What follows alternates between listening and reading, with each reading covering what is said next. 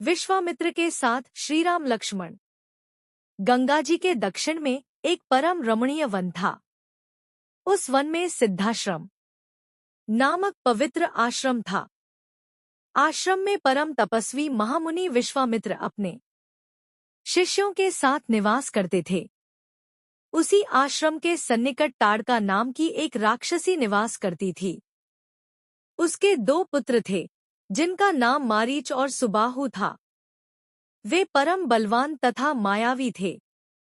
वहां के ऋषिमुनि जब यज्ञ करते थे, तब ये दोनों अपने साथी दुष्ट राक्षसों के साथ पहुंचकर उसे नष्ट भ्रष्ट कर देते थे और ऋषिमुनियों को नाना प्रकार से भयभीत किया करते थे। एक दिन महर्षि विश्वामित्र ने विचार किया कि धरती को राक्षसों के अत्याचार से मुक्त करने के लिए श्रीहरि ने महाराज दशरथ के यहाँ श्रीराम रूप में अवतार ले लिया है।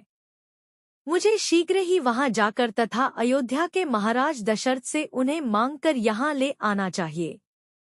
वे ही यहाँ के ऋषि मुनियों को राक्षसों के भय से मुक्ति दिलाएंगे तथा मेरे यज्ञ को निर्विघ्न संपन्न कराएंगे।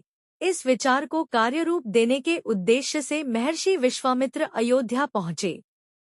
महाराज दशरथ ने भक्ति और आदर के साथ महर्षि विश्वामित्र का स्वागत किया। उन्हें उत्तम आसन पर बैठाकर उनके पांव पखारा और कहा, भगवन, आपके आगमन से हम धन्य हुए। हमारे लिए जो भी आदेश हो, आप निःसंकोच बताएं। आपका आगमन किस उद्देश्य से हुआ है? आप अपनी सेवा का अवसर देकर हमें कृतार्थ करें। महाराज दशरथ के विनय से विश्वामित्र परम प्रसन्न हुए। उन्होंने कहा, हम एक यज्ञ करना चाहते हैं, परंतु मारीच और सुबाहु मेरे यज्ञ कुंड में मांस और रुधिर की वर्षा करके उसे नष्ट भ्रष्ट कर देते हैं, जिसके कारण मेरा यज्ञ पूरा नहीं हो पा रहा है। मारीच और सुबाहु को मैं शाप देकर भी भस्म कर सकता हूँ, पर ऐसा करने से मेरी तपस्या नष्ट हो जाएगी। तुम उदार मन से श्रीराम और लक्ष्मण को मेरे साथ भेज दो। वे उन राक्षसों को मारकर मेरे यज्ञ को पूरा कराएंगे।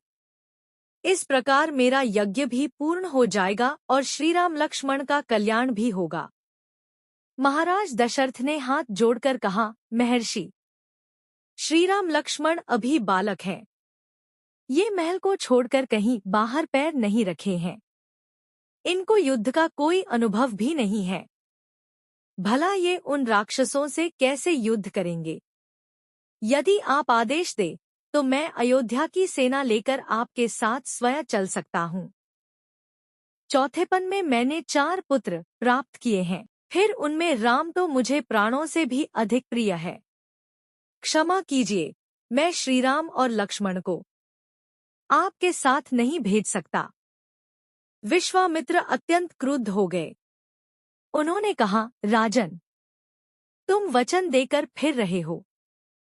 तुम्हारे जैसे ज्ञानी को बच्चों के प्रति इतनी ममता नहीं रखनी चाहिए।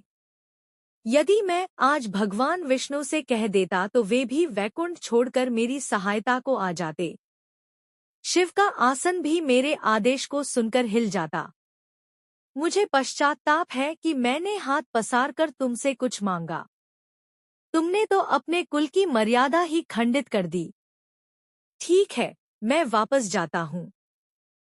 बात बिगड़ती देखकर कुलपुरोहित वशिष्ठ जी ने किसी तरह महर्षि विश्वामित्र को समझाकर शांत किया। उन्होंने महाराज दशरथ से कहा, राजन, विश्वामित्र जी का आदेश शिरोधार्य करने में ही तुम्हारा कल्याण है। इनके साथ निर्भय होकर तुम श्रीराम लक्ष्मण को भेज दो। विश्वामित्र जी साक्षात धर्म है। इस संसार में विश्वामित्र जैसा शस्त्रास्त्रों का ज्ञाता और कोई नहीं है। राक्षसों का संहार करना तो इनके बाएं हाथ का खेल है। ये देखते ही देखते संसार के संपूर्ण राक्षसों का संहार कर सकते हैं। फिर भी ये श्रीराम लक्ष्मण को राक्षसों के वध का श्रेय देना चाहते हैं। गुरु वशिष्ठ की बात मानकर महाराज दशरथ ने श्रीराम लक्ष्मण को विश्वामित्र के साथ भेज दिया। पुरुषों में सिंह श्रीराम और लक्ष्मण सानंद विश्वामित्र के साथ मुनियों का भय हरण करने के लिए चल पड़े।